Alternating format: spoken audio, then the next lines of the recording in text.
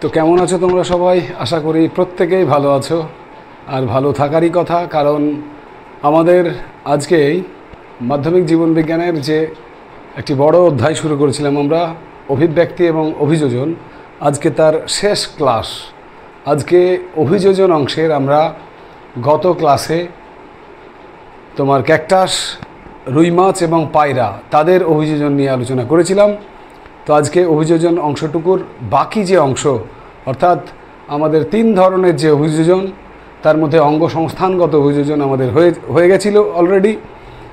বাকি রয়েছে শারীরবৃত্তীয় অভিযোজন এবং রয়েছে আমাদের আচরণগত অভিযোজন।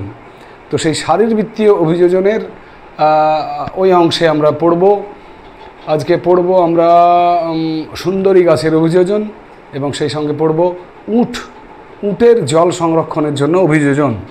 আর সেই সঙ্গে আমাদের আচরণগত যে অভিযোজনটা রয়েছে সেখানে আমরা পড়ব শিম্পাঞ্জির অভিযোজন, শিম্পাঞ্জির যে তোমার সমস্যা সমাধানের অভিযোজন, এবং সেই সঙ্গে আমাদের রয়েছে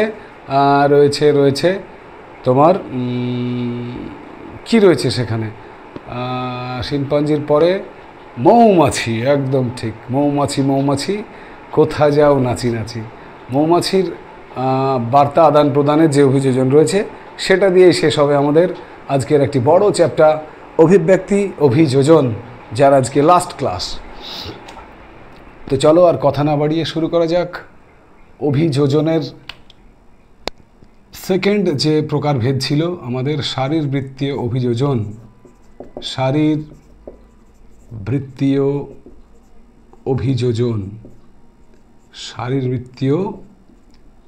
অভিযোজন, ঠিক আছে, যেটাকে আমরা বলতে পারি, কি বলি শারীরবৃত্তীয় অভিযোজনকে?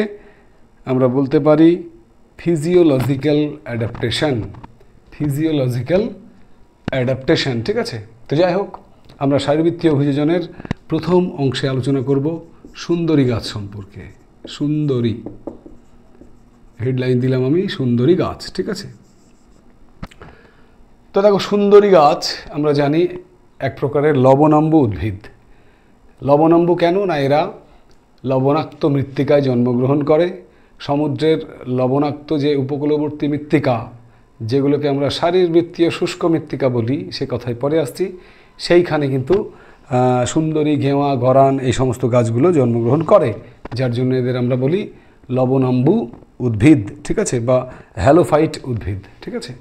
তো সেই লবণাম্বু উদ্ভিদগুলো, লবণাম্বু বা হ্যালোফাইট উদ্ভিদ,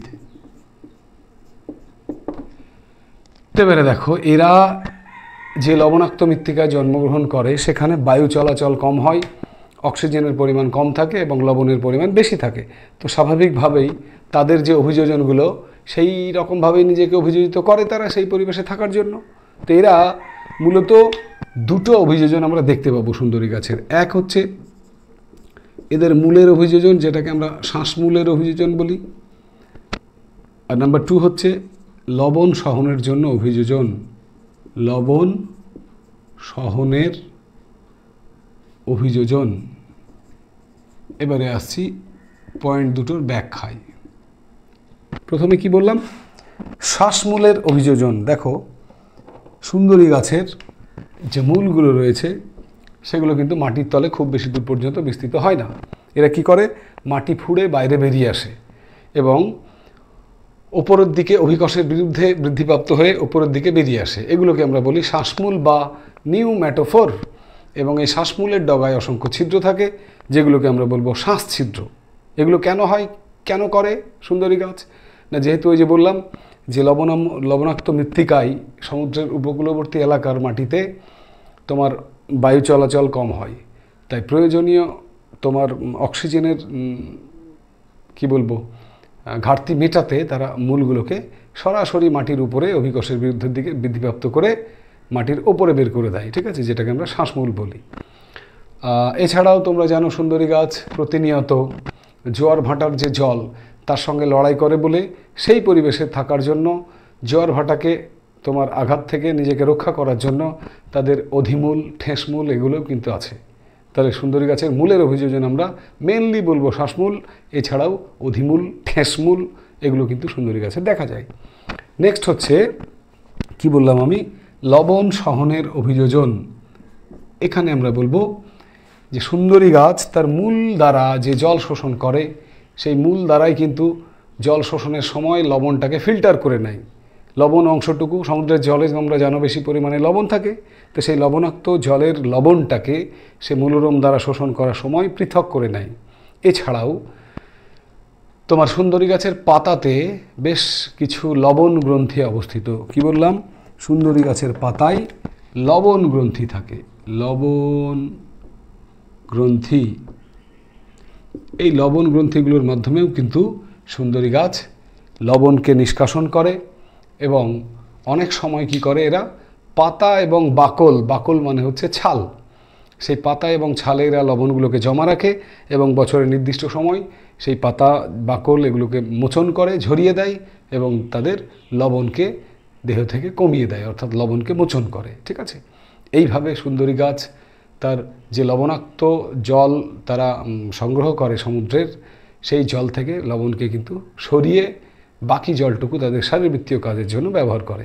একটা কথা বলে আমি থেমে গিয়েছিলাম যে সমুদ্রের উপকূলবর্তী সেই লবণাক্ত মৃত্তিকার একটা বিশেষ নাম রয়েছে, নামটি হচ্ছে শারীরবৃত্তীয় শুষ্ক মৃত্তিকা। এটা কিন্তু বইয়ে দেওয়া নেই, প্রায় বইয়েই দেওয়া নেই, কিন্তু মাঝে মাঝে পরীক্ষাতে কোথাও কোথাও দেখতে পাওয়া যায় প্রশ্নটা। শারীরবৃত্তীয় শুষ্ক মৃত্তিকা কাকেও কেন বলে?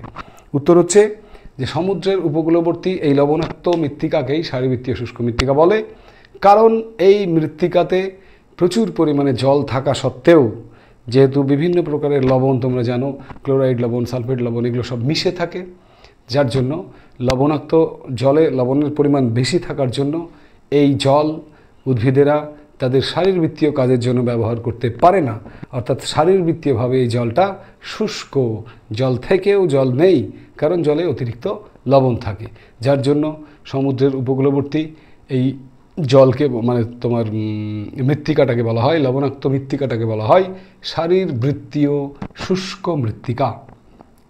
মাথায় রেখো, যদি কখনো প্রশ্নের দেখা হয় পেরে যাবে তোমরা, তাই তো? নেক্সট, এবারে আমরা চলে যাব আমাদের শারীরবৃত্তীয় অভিযোজনের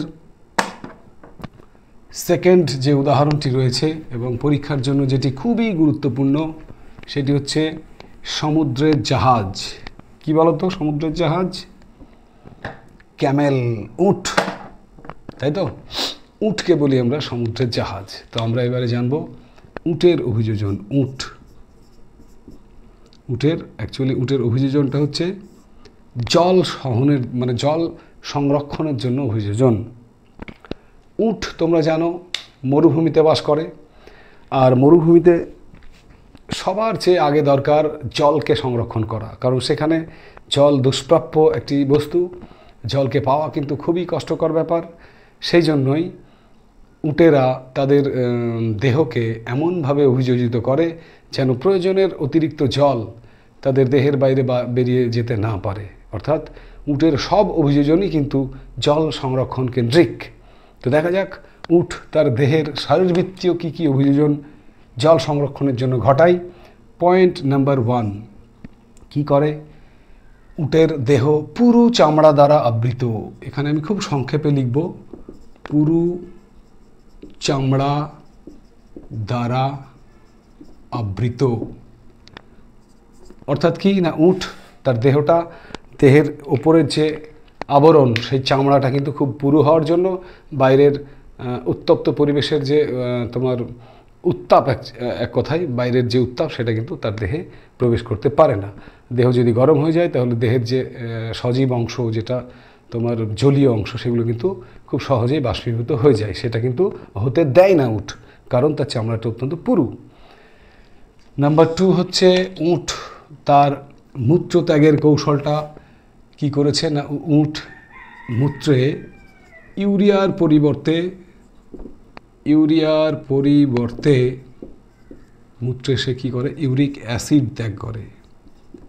ইউরিক অ্যাসিড, আমি লিখলাম হেডলাইন, ইউরিয়ার পরিবর্তে ইউরিক অ্যাসিড।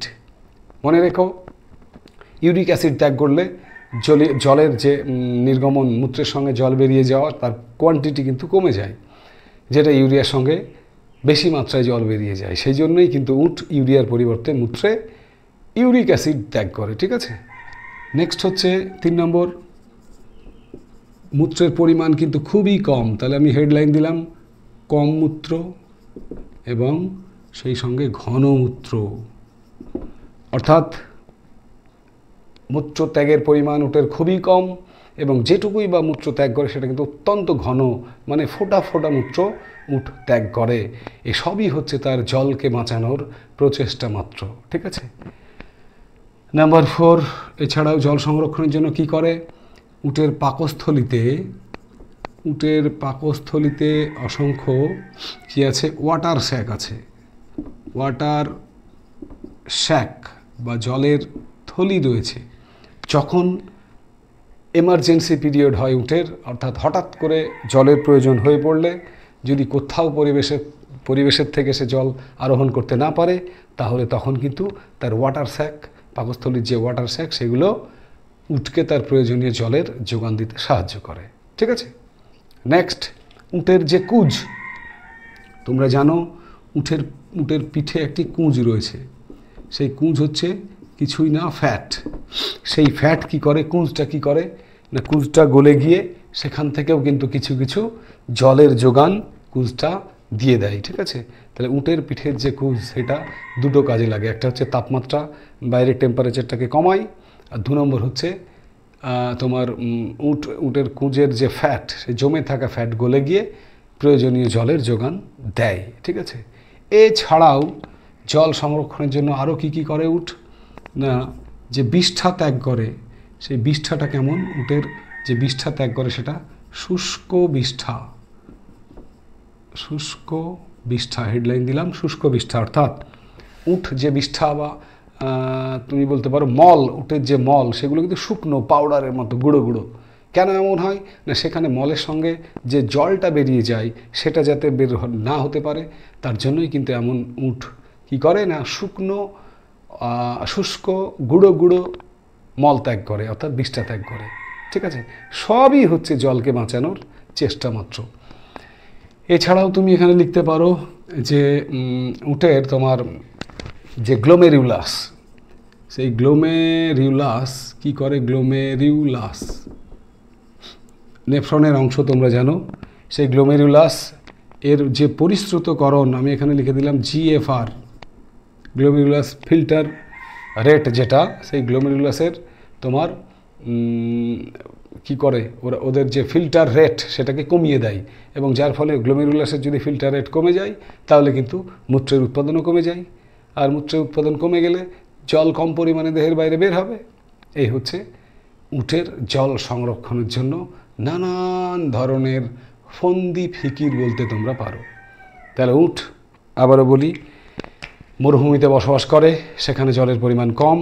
সেই কম জলের পরিমাণ হওয়ার জন্য তার অভিযোজনগুলো কিন্তু, যা তার শারীরবৃত্তীয় যে অভিযোজনগুলো উট ঘটায়, সেগুলো সবই হচ্ছে জলকে সংরক্ষণ কেন্দ্রিক।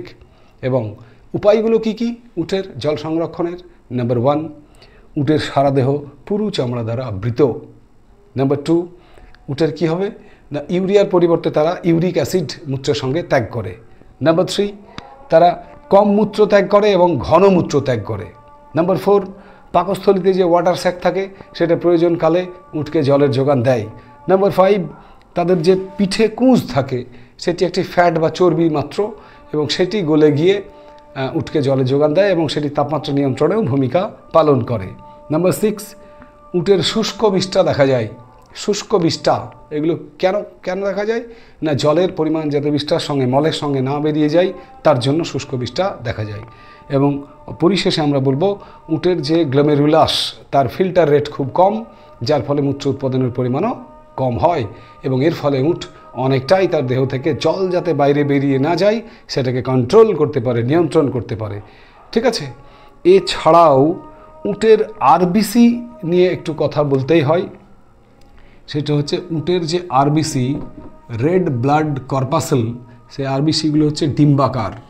মনে রেখো, উটের আরবিসিগুলো ডিম্বাকার, এবং সেই ডিম্বাকার আরবিসিগুলো নিজের আয়তনের 240% বেশি মাত্রায় প্রসারিত হতে পারে। অর্থাৎ উটের যে আরবিসিগুলো সেগুলো কি করে না,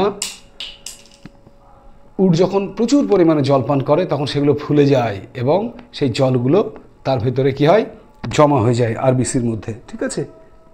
যার ফলস্বরূপ উট একসঙ্গে কিন্তু অনেক পরিমাণে জল পান করতে পারে। তাহলে এই হচ্ছে আমাদের উটের শারীরবৃত্তীয় অভিযোজন, বা বলতে পারি জল সংরক্ষণের জন্য উটের অভিযোজন। পরীক্ষায় এলে লিখে দেবো। ওকে, তো চলো নেক্সট, এবারে আমরা চলে যাব আচরণগত অভিযোজন।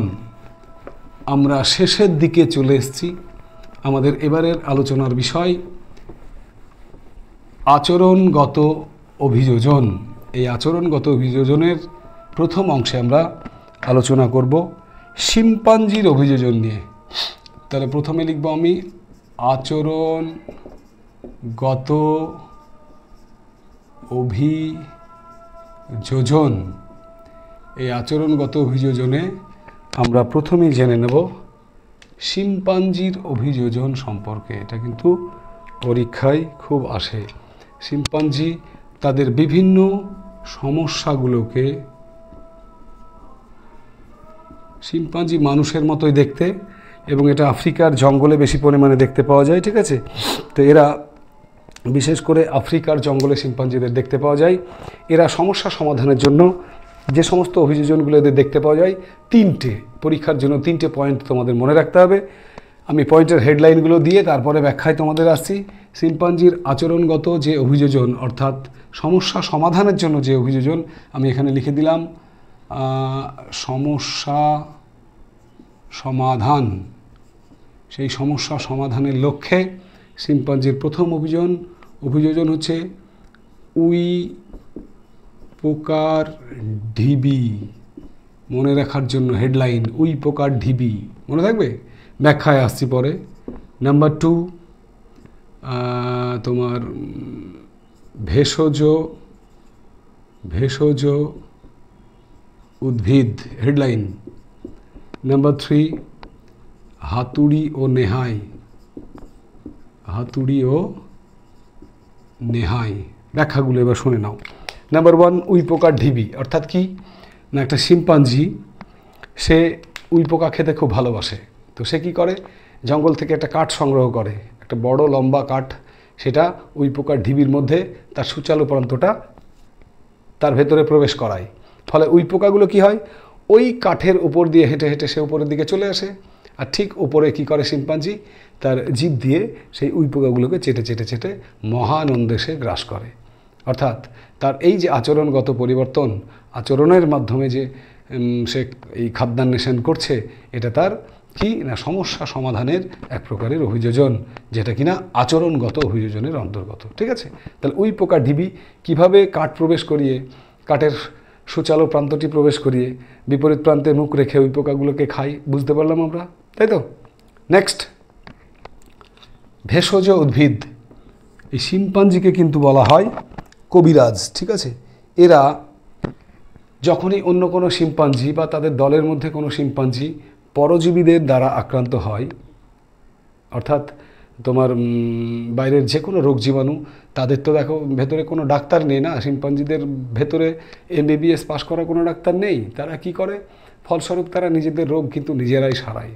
ওই জন্য আমার মনে হয় শিম্পাঞ্জিদের যদি আমরা কবিরাজ বলি তাহলে খুব মানে ভুল কিছু বলা হবে না, কারণ তারা জঙ্গলের প্রতিটা গাছ, তাদের কোনটার ভেষজ গুণ কী তারা সব জানে। এবং যখনই কোনো পরজীবী দ্বারা আক্রান্ত হয় কোনো শিম্পাঞ্জি, তখন তারা ছুটতে গিয়ে বনের মধ্যে গিয়ে নির্দিষ্ট গাছ যেটা বনৌষধি, সেটাকে নিয়ে এসে মুখ দিয়ে থেতলে তার রসটাকে কিন্তু সেই জায়গাতে, আক্রান্ত জায়গাতে লাগিয়ে দেয় এবং তারা সেখান থেকে রিকভার করতে পারে। ওকে, এবং নেক্সট হচ্ছে হাতুড়ি ও নেহাই। এই অংশের ব্যাখ্যায় আমরা বলবো যে ওরা যে কোনো দুটো পাথরকে, ওই যেমন আমরা কি করি, ওই দেখবে লোহা পেটানোর সময় তলায় একটা কিছু সাপোর্ট দিয়ে উপরে হাতুড়ি দিয়ে পেটানো হয়, একটা হাতুড়ি একটা নেহাই। তো এখানে ওরা কি করে, শিম্পাঞ্জিরা কিন্তু দুটো বড় বড় পাথর দিয়ে ওই বাদাম জাতীয় ফলগুলোকে ডাঁই ডাঁই করে মেরে মেরে তারা ভাঙতে পারে। অর্থাৎ দুটো পাথরকে তারা হাতুড়ি এবং নেহাইয়ের মতো ব্যবহার করতে পারে। এগুলো হচ্ছে শিম্পাঞ্জির আচরণগত অভিযোজন তথা সমস্যা সমাধানের অভিযোজন। তাহলে পরীক্ষা এলে 3টে পয়েন্ট কি কি? উই পোকার ডিবি, সেখানে কাঠ প্রবেশ করিয়ে উই পোকাকে খাওয়া। নাম্বার 2, পরজীবী দ্বারা আক্রান্ত হলে জঙ্গল থেকে বনৌষধি সংগ্রহ করে নিয়ে এসে সেই পরজীবীর আক্রান্ত স্থানে সেটাকে লাগিয়ে দিয়ে ক্ষতস্থানকে খুব তাড়াতাড়ি, মানে ক্ষত থেকে তাড়াতাড়ি রিলিফ পাওয়া। এবং নাম্বার 3 কি বললাম আমরা, না হাতুড়ি এবং নেহাইয়ের মতো করে দুটো পাথরকে ব্যবহার করে বাদাম জাতীয় ফলগুলোকে ভেঙে ভেঙে খাওয়া। ঠিক আছে, এই 3টে হচ্ছে শিম্পাঞ্জির সমস্যা সমাধানের অভিযোজন। এবারে আমরা চলে যাব আজকের ক্লাসের তথা গোটা অভিযোজন ক্লাসের শেষ আলোচনায়, যেটা হচ্ছে মৌমাছির অভিযোজন। মৌমাছি তাদের বার্তা আদান প্রদানের জন্য, মৌমাছি দুটো কাজ, বিশেষ কিছু কাজ নেই, দুটো কাজ আমরা জানব। যে মৌমাছিগুলো, বিশেষ করে কর্মী মৌমাছি যারা, তারা খাবারের সন্ধানে দূর দূরান্তে উড়ে যায়। দূর দূরান্ত থেকে এসে বাসায় যখন মৌচাকে যখন ফিরে আসে, তখন তারা 2 ধরনের নৃত্য প্রদর্শন করে। একটা হচ্ছে ওয়াগটেল নৃত্য, ওয়াগটেল পরীক্ষার জন্য খুব কিন্তু ইম্পর্ট্যান্ট। ওয়াগটেল বা ওয়াগল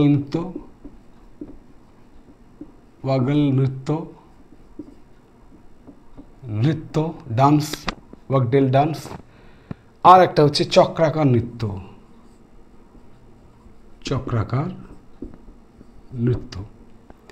এখানে দেখো, তারা যখন, কর্মী মৌমাছিরা যখন দূর দূরান্তে খাবারের সন্ধানে যায়, তখন তারা মৌচাকে ফিরে এসে তারা এক ধরনের তোমার ইংরেজি আর্টের মতো দেখতে এক ধরনের নৃত্য প্রদর্শন করে, যাকে আমরা কি বলি, ওয়াগটেল নৃত্য। ঠিক আছে, সেই ওয়াগটেল নৃত্য প্রদর্শনের মাধ্যমে তারা মৌচাক থেকে খাবারের উৎস উপরের দিকে না নিচের দিকে বা কতটুকু দূরত্বে আছে সেটার কিন্তু জানান দেয়। এবং সেই ইংরেজি আর্টের মতো যে নৃত্যটা প্রদর্শন করে সেটাকে আমরা বলবো ওয়াগটেল নৃত্য। সেটা কিন্তু greater than 100 metre, greater than 100 m, এটা মনে রেখো। যে 100 মিটার এর চেয়ে যদি দূরে হয়, তাহলে তারা ইংরেজি আর্টের ন্যায় নৃত্য প্রদর্শন করে কর্মী মৌমাছিগুলো। সেই নৃত্য প্রদর্শনকে আমরা বলবো ওয়াগটেল নৃত্য। আর যদি খাবারের সন্ধান 100 মিটারের চেয়ে কম হয়, তখন কি করে, তারা ওই কর্মী মৌমাছিগুলো বাসায় ফিরে এসে একটা চক্রাকার নৃত্য প্রদর্শন করে। ঠিক আছে, এরকম হবে অনেকটা। এই চক্রাকার নৃত্য প্রদর্শন, যেটা দেখে তারা বুঝতে পারে যে খাবার 100 মিটারের চেয়ে বেশি দূরত্বে আছে। ঠিক আছে, 100 মিটারের চেয়ে মানে কম দূরত্বে আছে। এটা 100 মিটারের চেয়ে কম দূরত্বে, এটা 100 মিটারের চেয়ে বেশি দূরত্বে। এইভাবে মৌমাছির এই যে নৃত্য, ওয়াগটেল নৃত্য, কখনো বা চক্রাকার নৃত্য, এগুলোর দ্বারা তারা কিন্তু তাদের বাকি যারা কর্মী মৌমাছি রয়েছে মৌচাকের মধ্যে তাদেরকে জানান দিয়ে দেয়, এবং তখন ঝাঁকে ঝাঁকে কর্মী মৌমাছিগুলো সেই খাবারের সন্ধান পেয়ে সেখানে ছুটে যায় এবং তারা খাদ্য আরোহণ করে। এইটুকু মাত্র তোমার মৌমাছির বার্তা আদান প্রদান, ওয়াগটেল নৃত্য এবং চক্রাকার নৃত্য, এই দুটো মাথায় রেখো, তাহলে কিন্তু কাজ ফিনিশ। পরীক্ষায় যা আসবে আমরা পেরে যাব। তাহলে আমরা এই প্রচণ্ড গরমের মধ্যে অভিব্যক্তি এবং অভিযোজনের মতো খুব গুরুত্বপূর্ণ অধ্যায় নাম্বার 4 মাধ্যমিক জীবন বিজ্ঞানের 4র্থ অধ্যায় শেষ করে দিলাম। আমরা ডেসক্রিপশানে তোমরা যাবে, সেখানে গিয়ে এই অধ্যায় থেকে মাধ্যমিকের জন্য অভিব্যক্তি এবং অভিযোজন থেকে মাধ্যমিকে যে সমস্ত সম্ভাব্য প্রশ্নগুলো আসতে পারে সবই সেখানে দেওয়া থাকবে, এবং পরবর্তীকালে একদিন সেই প্রশ্নের উত্তরগুলো নিয়ে আমি অভিব্যক্তি অভিযোজনের প্রশ্নোত্তর পর্ব নিয়ে তোমাদের সামনে হাজির হব। ততক্ষণ তোমরা আমরা পরবর্তীতে এই যে জীবনবিজ্ঞানের একটি বড় অধ্যায় পরপর ক্লাস দিয়ে শেষ করলাম, এবার পরবর্তীতে কিন্তু ভৌত বিজ্ঞানের ক্লাসগুলো এবং অঙ্কের ক্লাসগুলো পড়ে রয়েছে আমাদের, সেগুলো একটু বেশি বেশি করে নিতে হবে নেক্সট পরের ক্লাসগুলো থেকে, ঠিক আছে? তো যাই হোক, যতক্ষণ না ফিরছে তোমাদের সবার প্রিয় channel science with Mitu sir, ততক্ষণ সবাই সুস্থ থেকো, ভালো থেকো, পড়াশোনার মধ্যে থেকো। আজকে এ পর্যন্তই। তো জয় হিন্দ, বন্দে মাতরম, টাটা।